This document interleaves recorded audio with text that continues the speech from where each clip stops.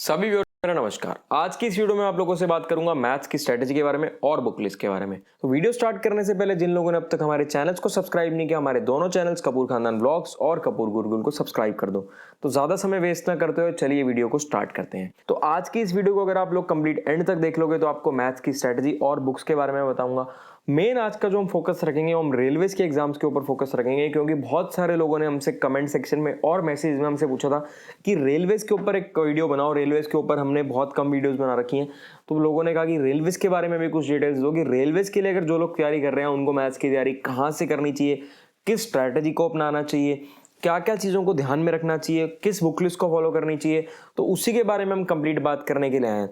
तो अगर मैं आप लोगों को बता दूं तो मैथ्स की जो स्ट्रैटेजी है ना, वो आप चाहे रेलवेज की तैयारी कर रहे हैं, चाहे आप एसएससी की तैयारी कर रहे हैं, चाहे आप सीपीओ की तैयारी कर रहे हैं, आप इस लेवल के किसी भी एग्जाम की तैयारी कर रहे हैं ना, तो आपकी स्ट्रैटेजी तो एक हद तक सेम ही रहेगी, कोई बहुत ज्यादा डिफरेंस नहीं आएगा। तो आप सिमिलर सी स्ट्रैटेजी को यूज करके उन सब एग्जाम्स को टारगेट कर सकते हो। और मैं आप लोगों को एक और चीज कहना चाहूंगा कि आप चाहे एसएससी की तैयारी कर रहे हो, चाहे सीपीओ की कर रहे हो, चाहे रेलवेज की कर रहे हो, आपका जो मेन एम जो भी हो, लेकिन आप लोगों को एग्जाम सारे ही देने चाहिए, क्योंकि ये जितने भी एग्जाम्स होते हैं ना, ये काफी हद तक सिमिलर पैटर्न के रहते हैं। आपको जॉब चाहिए और नहीं चाहिए वो एक सेकेंडरी बात है, लेकिन फिर भी आप लोगों को जो आपका एम नहीं भी है ना, उसके आसपास के जितने भी एग्जाम्स हैं आप वो एग्जाम्स भी दो। आप अपना मेन फोकस एक ही जगह रखो। अगर आपका फोकस रेलवेज है या आपका फोकस एसएससी सीजीएल है, जो भी है, आप अपना प्रॉपर फोकस उसी पर रखो, अपना पैटर्न एग्जाम की तैयारी का सब कुछ वही रखो, लेकिन आप उसके साथ मिलते जुलते जितने भी एग्जाम्स हैं वो सब एग्जाम्स भी दो। उससे क्या होगा, तो आपका एग्जाम फियर भी दूर होता है। जब आप पेपर देने जाओगे ना, आप पेपर में बैठोगे तो आपका एग्जाम फियर भी दूर होगा और भी बहुत सारे बेनिफिट्स मिलेंगे। ये मेरा सजेशन है, बाकी तो आपकी मर्जी है, आप देना चाहो ना देना चाहो। बाकी अभी बात करेंगे स्ट्रैटेजी के बारे में रेलवेज के ऊपर कि क्या स्ट्रैटेजी रखनी चाहिए, किस बुक को आप लोग फॉलो कर सकते हो। उससे पहले एक और जरूरी बात, अगर आप लोग किसी भी गवर्नमेंट जॉब की तैयारी कर रहे हैं तो आप अनअकैडमी यूज कर सकते हैं। इंडिया का लार्जेस्ट ऑनलाइन एजुकेशन प्लेटफॉर्म है। यहाँ पर हर हफ्ते एसएससी के सभी एग्जाम्स के लिए डेडिकेटेड बैचेस और टेस्ट सीरीज कंडक्ट करवाए जाते हैं। इन डेडिकेटेड बैचेस में आपको एसएससी के हर एग्जाम के हर सब्जेक्ट का कंप्लीट सिलेबस कवर करवाया जाता है एसएससी के टॉप एजुकेटर के द्वारा। अनअकैडमी प्लस सब्सक्रिप्शन लेने के भी आपको बहुत से बेनिफिट्स मिलते हैं, जैसे कि आप अपने घर बैठे बैठे अपने फेवरेट एजुकेटर से अपने शेड्यूल के हिसाब से पढ़ सकते हैं। आस्क और फीचर के यूज करके आप अपने डाउट्स क्लियर कर सकते हैं, आप उनसे लाइव इंटरेक्ट कर सकते हैं। यहाँ पर कोई लैंग्वेज बैरियर नहीं रहता, क्योंकि आपको 12 से भी ज्यादा लैंग्वेजेस में पढ़ाया जाता है और सब कुछ आपको एक स्ट्रक्चर्ड फॉर्म में दिया जाता है। आपको पीडीएफ कंटेंट भी प्रोवाइड किया जाता है। अनअकैडमी पर हर संडे दोपहर 12 बजे होता है एक एसएससी कॉम्बैट, जो कि एक फ्री स्कॉलरशिप टेस्ट है। जो भी लोग एसएससी की तैयारी कर रहे हैं उन्हें फ्री स्कॉलरशिप टेस्ट जरूर देना चाहिए। अगर आप लोग ये फ्री टेस्ट अनलॉक करना चाहते हैं तो आप मेरा कोड MASTRG को यूज करके फ्री टेस्ट को अनलॉक कर सकते हैं। अभी अनअकैडमी पर एक न्यू ईयर का ऑफर चल रहा है। साल के पहले 3 दिन यानी कि 1, 2 और 3 जनवरी अगर आप हमारा कूपन कोड MASTRG यूज करोगे तो आपको 22% डिस्काउंट मिलेगा। अनअकैडमी के सारे लिंक्स आपको हमारी डिस्क्रिप्शन में मिल जाएंगे। तो अब बात करते हैं रेलवेज के लिए एग्जाम की स्ट्रैटेजी, मैथ्स की स्ट्रैटेजी। तो देखो, मैथ्स में मेन जो गेम है, आप किसी भी पेपर को टारगेट कर लो, सबसे बड़ी जो जरूरी चीज है वो है प्रैक्टिस, प्रैक्टिस एंड प्रैक्टिस। जितनी ज्यादा प्रैक्टिस करोगे उतना आपका दिमाग खुलेगा, उतने आपके कॉन्सेप्ट्स क्लियर होंगे और आप उतने अच्छे से एग्जाम में क्वेश्चन को सॉल्व कर पाओगे। देखो, एक बहुत अच्छी कहावत है, आप सब लोगों ने भी सुनी होगी, human mind is like a parachute, it only works when it is open. तो भाई, आपका ह्यूमन माइंड तभी ओपन रहेगा जब आप जितनी प्रैक्टिस करोगे उतना आपका दिमाग खुलेगा, उतने आपके कॉन्सेप्ट्स क्लियर होंगे और आप उतनी आसानी से सवाल को सॉल्व कर पाओगे। माइंड को फ्रेश रखना भी बहुत जरूरी है। सबसे पहले अगर मैं आप लोगों को बुक की बात करूं कि मेरे हिसाब से मैंने इतनी बुक्स देखी और उनमें से कौन सी बुक मुझे ठीक लगी, तो एक किरण की बुक आती है, ये बुक मुझे बहुत अच्छी बुक लगी। अगर आप लोग इस बुक को देखोगे, इसका लिंक मैं डिस्क्रिप्शन में डाल दूंगा, आप लोग जाकर देख लेना। लेना नहीं लेना आपकी मर्जी है, लेकिन आप लोग एक बार देख लेना। बाइलिंगुअल होती है, हिंदी इंग्लिश दोनों में आती है, आप किसी में भी ले सकते हो।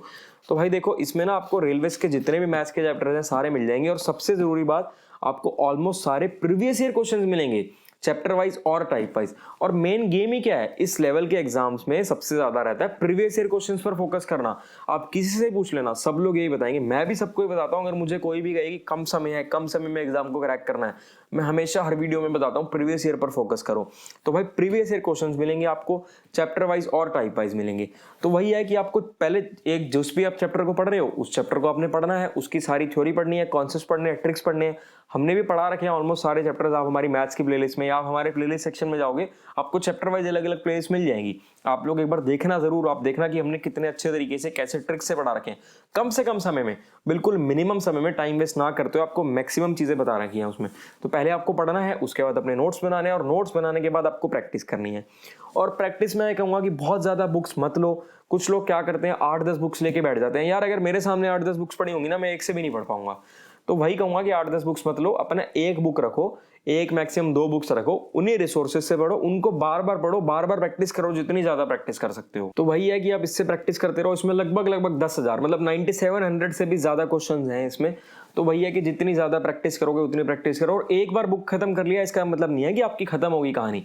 बुक को अगर आपके पास समय है तो बार बार पढ़ो, अगर आपके पास समय नहीं है, आपके पास समय कम है, एग्जाम बिल्कुल सिर पर खड़ा है, तो जब पहली बार किताब को पढ़ते हो, जो क्वेश्चंस इंपॉर्टेंट लगते हैं, जो ऐसे क्वेश्चंस होते हैं, जैसे आपने पहले प्रैक्टिस करी, थ्योरी पढ़ी, अपने नोट्स बनाए, उसके बाद आपने किताब उठाई, तो जब आप किताब को पढ़ रहे हो ना, तो जब आप पहली बार किताब को पढ़ रहे हो, जो क्वेश्चंस आपको इंपॉर्टेंट लगे, जो आपसे पहली बार में सॉल्व नहीं होते, उनको किसी कलर के पेन से मार्क कर लो। मैं हमेशा लोगों को ये कहता हूं कि अगर आपके पास कम समय है तो आप इस तरीके को अपना सकते हो। आप उस क्वेश्चन को उस कलर के पेन से मार्क कर सकते हो, और अगर कम समय है तो सेकंड टाइम बुक अगर आप नहीं पढ़ना चाहते तो उन्हीं क्वेश्चंस को पढ़ लो, क्योंकि जो सवाल आपसे पहली बारी में सॉल्व हो गए वो आपके लिए बहुत ज्यादा इंपॉर्टेंट नहीं है। वो आपसे यहाँ पहली बारी में सॉल्व हो रहे हैं तो आपसे एग्जाम में भी सॉल्व हो जाएंगे। लेकिन जो सवाल आपसे पहली बारी में सॉल्व नहीं हो पाते वो आपके लिए ज्यादा इंपॉर्टेंट बन जाते हैं, और उनको आपको ज्यादा फोकस करना है। क्योंकि अगर वो सवाल उठकर एग्जाम में आ गए ना, तो वहां पर गलती नहीं होनी चाहिए। यहां आप गलती कर सकते हो, यहां कोई दिक्कत नहीं है, आप जितनी मर्जी गलती करो, 1000 गलतियां करो, क्योंकि जितनी गलतियां करोगे उतना ही सुधार होगा, उतना ही सीख पाओगे। लेकिन एग्जाम में कोई भी गलती की गुंजाइश नहीं होनी चाहिए। एग्जाम में आपको ऐसे जाना चाहिए, बिल्कुल फुल प्रिपेयर्ड होकर, फुल कॉन्फिडेंस से। ओवर कॉन्फिडेंस नहीं होना चाहिए, कॉन्फिडेंस होना चाहिए, फुल कॉन्फिडेंस से जाना चाहिए कि भाई मेरे को तो सब आता है। आपको आना भी चाहिए सब, ऐसा नहीं है कि कुछ पढ़ा ही ना हो और हाँ भाई मेरे को तो सब आता है। पढ़ने के बाद आपको ये होना चाहिए कि हाँ भाई मेरे को तो सब आता है, कोई दिक्कत नहीं है, मैं कर लूंगा। अब बुक से पढ़ने के बाद जो नेक्स्ट इंपॉर्टेंट चीज आती है, आपने सबसे पहले अपनी थ्योरी पढ़ी, कॉन्सेप्ट्स पढ़े, अपने नोट्स बनाए, बुक से प्रैक्टिस करी। इसके बाद नेक्स्ट इंपॉर्टेंट चीज आती है मॉक टेस्ट। आपको मॉक टेस्ट भी लगाने हैं। अब आप रेलवेज के एग्जाम के लिए पूछ लो, चाहे बैंकिंग के लिए पूछ लो, चाहे एसएससी के लिए पूछ लो, किसी के लिए भी पूछ लो। आज तो हालांकि मैं रेलवेज पर आपका मेन फोकस लेकर आया हूँ, लेकिन आप किसी भी एग्जाम के लिए पूछ लो, मॉक टेस्ट तो जरूरी है ही है। तो जितने ज्यादा मॉक टेस्ट दोगे उतना अच्छा रहेगा आप लोगों के लिए। और मॉक टेस्ट का एनालिसिस करना, जिन भी क्वेश्चंस को आपको जो डिफरेंट क्वेश्चंस देखने को मिलते हैं उनका अपना एक रजिस्टर आप लोग बना सकते हो। उसमें अपने जो जो आपको डिफरेंट चीजें देखने को मिलती हैं वो सब लिखो, कॉन्सेप्ट्स लिखो, और वो क्वेश्चंस भी नोट डाउन करो अपने रजिस्टर में। और फिर जब आप लोग रिवीजन करोगे, रिवीजन के समय पर आपका वो रजिस्टर बहुत काम आएगा, क्योंकि उसमें वो सब इंपॉर्टेंट डिफरेंट चीजें होंगी। देखो आपने तैयारी करी, आपने प्रैक्टिस भी कर ली, सब कुछ, उसके बाद जब आप मॉक टेस्ट दे रहे हो वहां पर भी जो चीज आपसे सॉल्व नहीं हो पा रही, मतलब सारे कॉन्सेप्ट पता होने के बाद, सारी तैयारी करने के बाद भी जो क्वेश्चंस आपसे सॉल्व नहीं हो रहे, वो कुछ ना कुछ डिफरेंट टाइप के तो क्वेश्चंस रहे होंगे ना, या वो कुछ ना कुछ हटके रहे होंगे, आपसे सॉल्व नहीं हो पाएंगे। तब जब आप रिवीजन में उनको रिवाइज करोगे, वो आपके लिए बहुत इंपॉर्टेंट गेम चेंजर बन सकती है वो चीज आपके लिए। और क्वेश्चंस ना, देखो कुछ क्वेश्चंस ऐसे होंगे जो आपसे एक बारी में सॉल्व हो जाएंगे मॉक टेस्ट में, कुछ ऐसे होंगे जो गलत होंगे, सॉल्व नहीं हो पाएंगे, कुछ ऐसे होंगे जिनमें बहुत ज्यादा समय लगेगा। तो एक तो जो क्वेश्चंस आपको बहुत ज्यादा टाइम कंज्यूमिंग है, मतलब 30 सेकंड में अगर क्वेश्चन होना चाहिए, आपके 2 से 3 मिनट लग गए, तो वो क्वेश्चन आपके लिए इंपॉर्टेंट बन जाता है। तो उस क्वेश्चन का शॉर्ट ट्रिक ढूंढो, उस क्वेश्चन के शॉर्ट ट्रिक को आप लोग लिखो कहीं पर, अपने वहीं जहां पर नोट करना है वो लिखो, ताकि वो जो 2.5 से 3 मिनट लगे वो आप 30 से 40 सेकंड में सॉल्व कर पाओ। और जो क्वेश्चन आपके गलत हुए, तो ये दोनों ही टाइप के क्वेश्चन आपके लिए इंपॉर्टेंट बन जाते हैं, गलत होने वाले भी और जो ज्यादा टाइम ले रहे हैं वो वाले भी। तो वही है, मैं आप लोगों को वही कहूंगा, जितनी ज्यादा प्रैक्टिस हो सके उतनी ज्यादा प्रैक्टिस करो। रेलवे के किसी भी एग्जाम की आप लोग तैयारी कर रहे हो ना, हर एग्जाम के लिए ये बुक बहुत अच्छी बुक है। मैंने इस बुक को रीड किया है, इसमें मोस्टली आपको प्रीवियस ईयर क्वेश्चंस ही देखने को मिलेंगे। आई होप कि रेलवेज के मैथ स्ट्रेटेजी से रिलेटेड आपके जितने भी डाउट्स हैं वो सब क्लियर हो गए होंगे। फिर भी आप कुछ और पूछना चाहते हो, आपके मन में कोई भी डाउट हो, अब हमसे कमेंट सेक्शन में पूछ लेना। हमारे इंस्टाग्राम, टेलीग्राम सारे लिंक्स आपको डिस्क्रिप्शन में मिल जाएंगे। हम कोशिश करेंगे आपके जितने भी डाउट्स हैं, हर डाउट के ऊपर एक डिटेल वीडियो बनाकर आएं, ताकि आपके मन के सारे डाउट्स क्लियर हो जाएं। जिन लोगों ने अब तक हमारे चैनल्स को सब्सक्राइब नहीं किया, हमारे दोनों चैनल्स कपूर खानदान व्लॉग्स और कपूर गुरुकुल को सब्सक्राइब कर दो।